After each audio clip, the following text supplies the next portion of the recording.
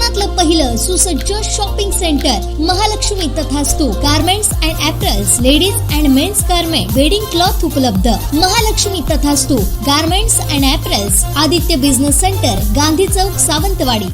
दक्षिण कोकणातील प्रसिद्ध आणि जागृत देवस्थान वेंगुर्ले तालुक्यातील तुळस येथील नराचा नारायण म्हणजेच माणसाचा देव श्रीदेव जैतिराच्या वार्षिक उत्सवाला आजपासून सुरुवात झाली असून यावेळी देवाच्या दर्शनासाठी भाविकांचा जनसागर लोटला.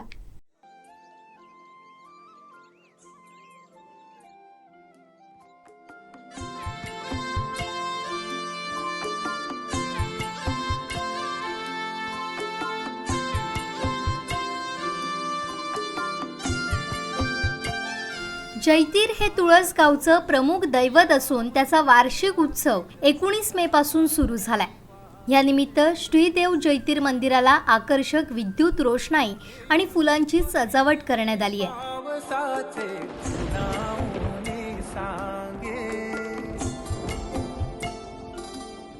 तसेच जैतीर उत्सवा दिवशी मुंबई, सिंधुदुर्ग, रत्नागिरी, कर्नाटक, गोव्याच्या कानाकोपऱ्यातून हजारो भाविकांनी श्रीदेव जैतिराच्या दर्शनासाठी गर्दी केली होती.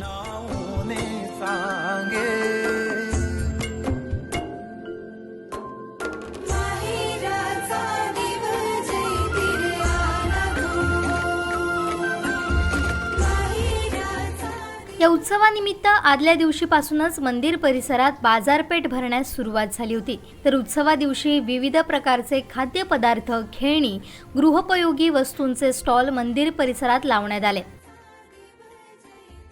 या जत्रोत्सवाचं वैशिष्ट्य म्हणजे पावसाळा जवळ आल्यानं शेतीच्या अवजारांची तसेच शेतकरी वर्गाला उपयोगी अशी नांगर, घोंगडी अशी विविध वस्तूंची बाजारपेठ या ठिकाणी भरते.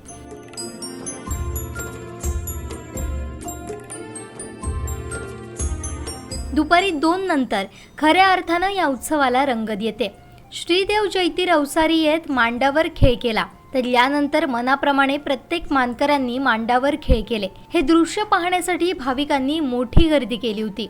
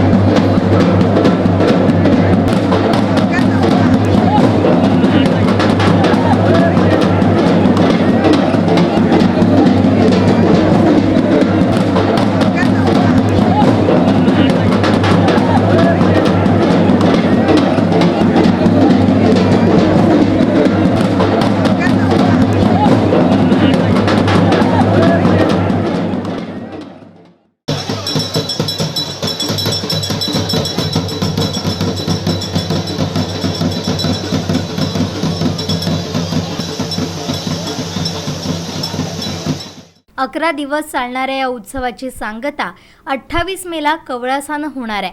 पुढील 11 दिवस गावात भक्तिमय वातावरण पाहायला मिळणार आहे.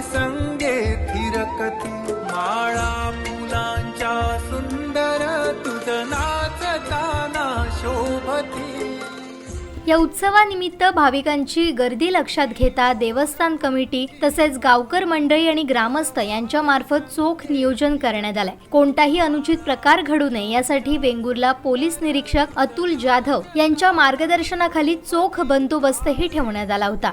तर श्रीदेव जयतीराच्या उत्सवानिमित्त सकाळपासूनच दर्शनासाठी भाविकांचा जनसागर लोटला होता।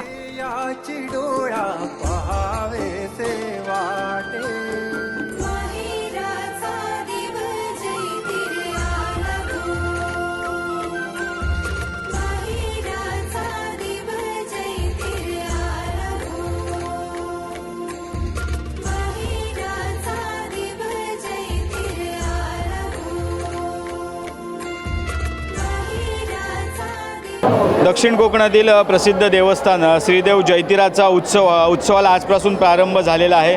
अनेक भाविक या ठिकाणी दर्शन घेत आहेत। सकाळपासून भाविकांच्या रांगा लागलेल्या आहेत आणि या देवस्थानतर्फेही चोख नियोजन या ठिकाणी करण्यात आलेलं आहे। त्याचप्रमाणे गावातील समाजसेवक असतील, ग्रामस्थ असतील, स्वयंसेवक असतील यांच्या वतीने सुद्धा चोख नियोजन या ठिकाणी करण्यात आलेलं आहे। आपल्यासोबत या देवस्थानचे मानकरी तसेच माजी सभापती पंचायत समितीचे बाळू परब उपस्थित आहेत। त्याचप्रमाणे ग्रामस्थ आहेत, इतर मानकरी सुद्धा आहेत। आपण त्यांच्याकडून या नियोजनाबद्दल कशाप्रकारे नियोजन करण्यात आलेलं आहे याच्याबद्दल माहिती घेणार आहोत।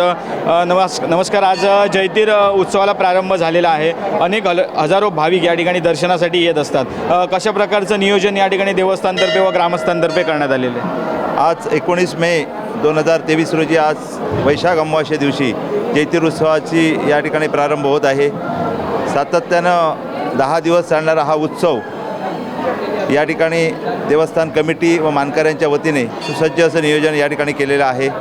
या जत्रेची आख्यायिका म्हणजे खूप 400 वर्षापूर्वीपासून ह्या जत्रोत्सव या ठिकाणी संपन्न होत आहे।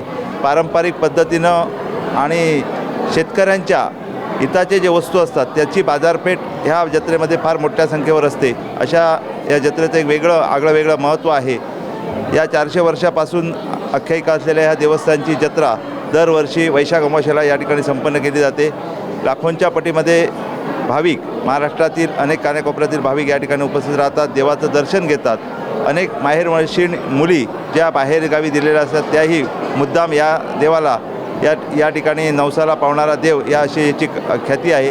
त्यामुळे नवसाला पावणारा देव असल्यामुळे अनेक ज्या महिला असतात, ज्या भगिनी असतात या ठिकाणी येतात, त्या देवाचं दर्शन घेतात। अशा प्रकारचं आगळं वेगळं रूप या ठिकाणी निर्माण होतं। गेल्या सातत्यानं अनेक वर्षापासून या देवस्थानाची एक परंपरा आहे की तर उद्या 5व्या म्हणजे 22 तारीखपासून देवाचा जो 5वा दिवस आहे त्यापासून देव आमचा या ठिकाणी संचारी सर्व लोकांना आशीर्वाद देतो। अनेक ज्या व्याधी असतील, भूत पिशाच असतील यावर अनेक प्रश्न या ठिकाणी देवाकडे भक्तगणांचे मांडले जातात व त्याच्यावर योग्य प्रकारे निरसन होऊन देव चांगल्या प्रकारे त्यांना पुढील कालावधीमध्ये कसं आयुष्य आरोग्य देता येईल अशा प्रकारचा शुभ आशीर्वाद या ठिकाणी दिला जातो। असे वेगवेगळे वैयक्तिक प्रश्न असतील त्याचंही या ठिकाणी मांडणी किंवा सोडवणूक या ठिकाणी देवाच्या माध्यमातून केली जाते।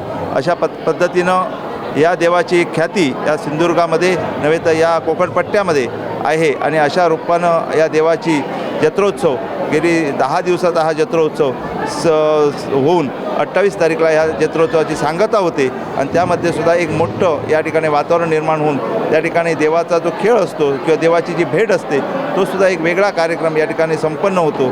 त्यानंतर आमचं देवस्थान हे पुढच्या कालावधीसाठी एक महिन्याकालच्या कालावधीसाठी बंद राहतं। अशा पद्धतीची एक आख्यायिका ह्या देवस्थानची आहे। असं हे जयतीराचं देवस्थान या ठिकाणी सुसज्ज असं नियोजन आहे।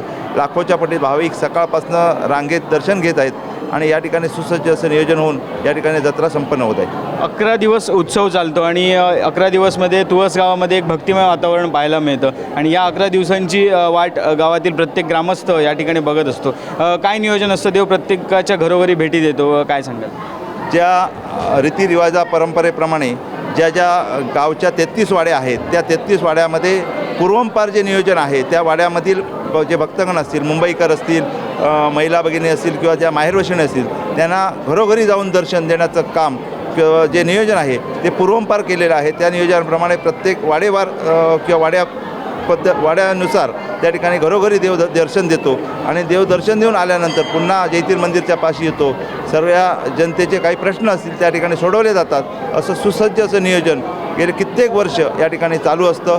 कितीही जरी उशीर असला किंवा भक्तगण जरी वाढले तरी कुठल्याही नियोजनामध्ये खंड पडत नाही, पण हा नियोजनबद्ध कार्यक्रम पार पाडला जातो. असं म्हणतात की जैतीर उत्सव आला की एक पावसाची चाहूल, मिरगाच्या पावसाची चाहूल लागते आणि शेतकरी सुखावतो. तर काय साकडं घातले जैतीर चरणी, काय सांगाल? या जैतीर चरणी साकडं घालण्याचं कारण इथं जैतीर देव हा सर्वसामान्य शेतकरी बंधूंचाच देव आहे किंवा माहेरवशिणींचा देव आहे अशी त्याची ख्याती आहे. कारण या जत्रोत्सवामध्ये अनेक अवजारं जी पूर्वंपार आता जरी यांत्रिकीकरण शेतीचं झालेलं असलं तरी पूर्वीचे नांगर असेल, गुट्टा असेल, जू असेल, कांबळी असेल शेतकऱ्याची, ह्या सगळ्या वस्तू या ठिकाणी मिळत होत्या आणि आजही त्याच पद्धतीत मिळाल्या जातात. ह्या शेतकऱ्यांचा जिव्हाळ्याची असणारी ही जत्रा आहे. आणि यावर्षीच्या हंगामामध्ये शेतकऱ्यांसाठी जे आंब्याचा सीझन जो कमी गेलेला आहे किंवा आंब्या सीझन हा कमी होता त्याच्यामुळे शेतकरी हा हवालदिल झालेला आहे. पण पुढच्या कालावधीमध्ये चांगले दिवस शेतकऱ्यांसाठी, आमच्या तुळसवासियांसाठी असेल किंवा भक्तगणांसाठी येतील अशा प्रकारचं साकडं आम्ही जैतीर चरणी घातलेलं आहे. पुढच्या कालावधीमध्ये खूप चांगलं भरभराटीचं पीक प्रत्येक शेतकऱ्याच्या हाती लागो आणि त्यांची भरभराटी हो हीच आमची जैतीर चरणी प्रार्थना आहे. निश्चितच या ठिकाणी सकाळपासून भाविकांची गर्दी आहे आणि चोख नियोजन जे आहे ते देवस्थानतर्फे करण्यात आलेलं आहे. अनेक ग्रामस्थ असतील, स्वयंसेवक असतील, हेही या ठिकाणी तैनात आहेत. भाविकांना पूर्णपणे मदत या ठिकाणी होते. दर्शनासाठी सुलभ दर्शन व्हावं याचीसुद्धा व्यवस्था करण्यात आलेली आहे. कोकणातील मोठा उत्सव हा या ठिकाणी पाहिला जातो. अनेक सामाजिक कार्यकर्ते असतील किंवा अनेक मान्यवर असतील, अनेक राजकीय क्षेत्रातील मान्यवर असतील, ते या जत्रोत्सवानिमित्त या ठिकाणी भेटी देत असतात. आणि निश्चितच पुढे जो येणारा पावसाचा हंगाम आहे तो पाऊस लवकर येऊन शेतकरी सुखावला जावा अशी साकडं या ठिकाणी जैतीर चरणी घातलेलं आहे. कोकण 7 लाईव्हसाठी दीपेश परब, वेंगुर्ला.